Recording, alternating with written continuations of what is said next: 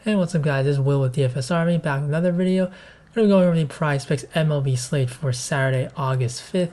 Had a great day for Friday today, hitting 78% of our props on Prizepicks and Underdog.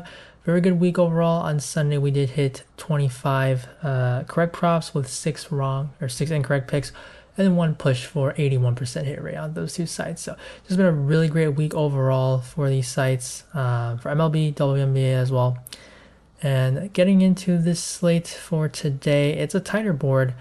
There's really no plays that I'm like loving, but I picked out 3 of the plays that I would say I have some interest in. So let's get right into it. They're gonna be all hitters. This strikeout board, these pitchers, like Adon, Stripling, they might have workload issues, so I could see the under, but also the matchups they're in, these guys do strike out. Adon though, maybe a little bit better for an under, but he's also a lot better, has better case than Stripling, so it's a really tough board as of now for all the pitchers that they do have. We also have have a few games where we don't even know who's going to be starting the game, so that makes it really tough.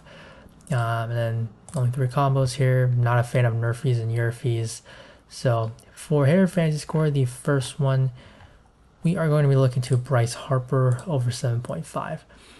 Now, Bryce Harper, he hasn't had a great year. His power numbers have just dropped off because of his injury. He returned a lot sooner than expected, and maybe that's why, that's probably why that he is just not hitting for power. As you can see, he's only had 5 homers on the year, and when you do take a look at the stadium numbers, expected home runs, he's really not looking that great either. So it's just something to do with the injury. But aside from the power, though, his numbers, they do look good, and his walk rate's still good. His strikeout rate maybe also something to do with injury. But the matchup, though, it is against Kansas City Royals. There, against Alec Marsh, who's going to be starting, so right-handed pitcher. And Bryce Harper, he's had some more, they were some more significant splits actually earlier on. But as you can expect with the lefty, they're usually going to hit better as right-handed pitchers. And when you take a look at Alec Marsh, the righty, his splits a 206 whip against lefties. He's just hits. Also, the walks are a big issue, and then just overall weaker pitcher against lefties, but his numbers expected ERA of 5.89, so he's not good in that department. And his fly ball rate, it is 34.8. Ground ball rate that low, you're just not going to really have success in the majors if those are your rates. So as in terms of the pitching, he's going to be throwing the fastball a ton, and most guys in the league, they do hit the fastball well. Now, yes, it has a -1 run value, but when you do look at expected numbers, I mean, a 61% hard hit rate, like these numbers, they're very solid. And Bryce Harper, I'm not worried about him having a negative run value against this pitch because he's shown in the past. I mean, some of these numbers, this is like historically good. So Bryce Harper, yeah, he's playing hurt probably, but this is just a great matchup. It's also a great matchup in terms of what he's going to face after Alec Marsh. Looking at the bullpen for the Royals, so they do have lefties, which they could put in the game just because of how the Phillies do line up their batting order. So Schwarber usually leads off, and then Harper's hitting third. So if Schwarber were to lead off, we could see a lefty come in, or if Harper leads off, same thing. So hopefully we get an inning where Bohm leads off. But the bullpen, what we could expect to see, so Austin Cox and Angel Zerpa are the 2 lefties for the Royals in the pen. Cox pitched on Friday. He only threw 10 pitches, so it's perfectly fine. Like, I wouldn't be surprised if he were to pitch again.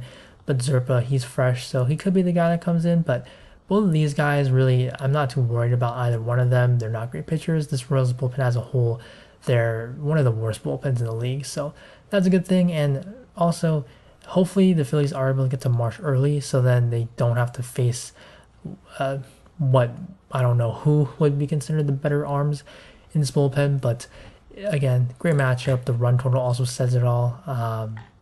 Phillies over 5.5, it's -110, so one of the higher run totals on the slate. And then looking at the odds for Bryce Harper, hits, runs, RBI, it's going to be favored on the over, -145.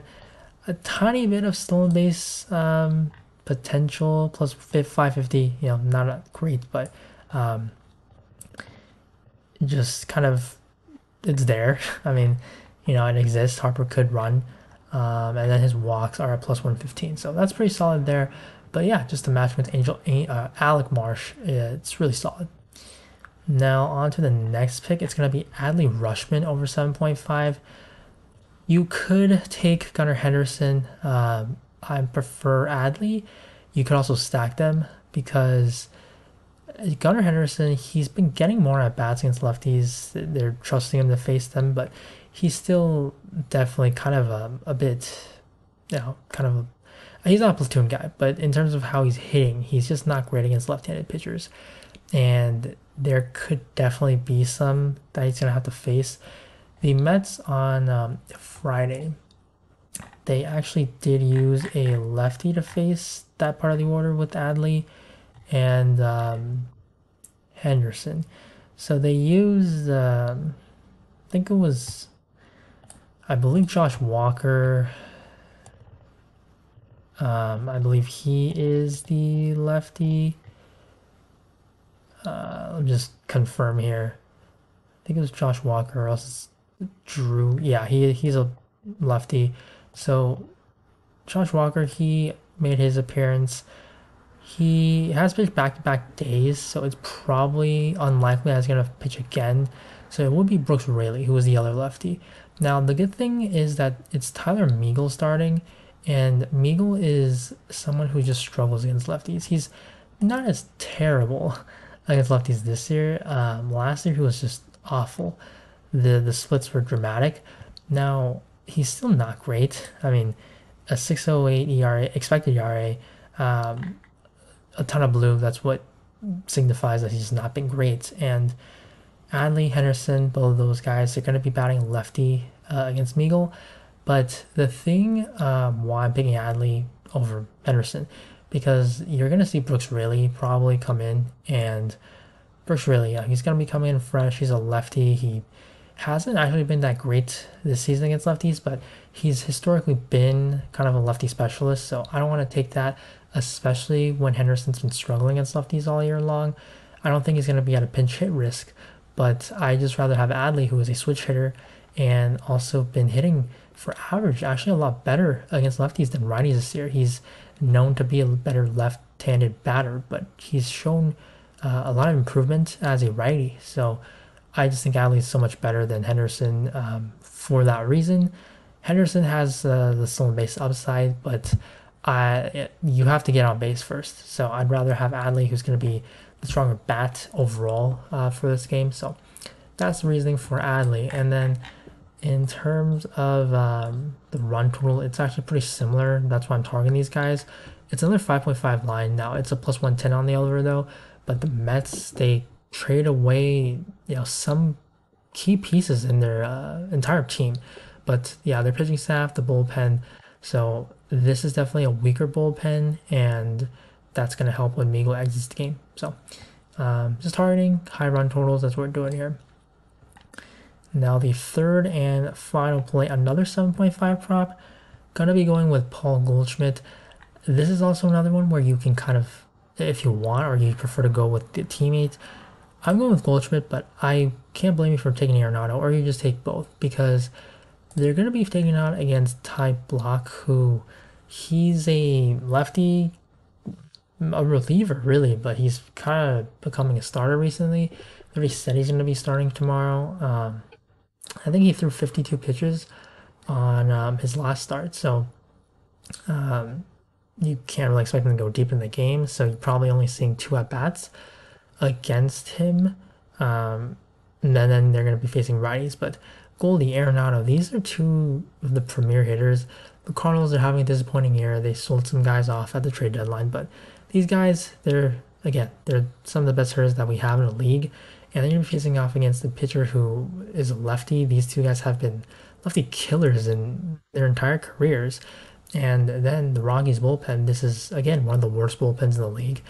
Now, they do play half of their games in cores, so that's kind of misleading with the ERA if you do look at that stats. But overall, when you do look at expected stats, this Rockies pitching staff, they're not great. They're a losing team for a reason, right? It's not just because they play in cores, because then their offense should be able to help carry them win some games, but they just don't have the talent. They're not a great team, and this is not a difficult matchup at all for these guys. So I do like them both at 7.5, but again, prefer Goldie because actually he does have some stolen base ability, so that's one bit of separation. But Goldie's just been the better hitter in terms of this year.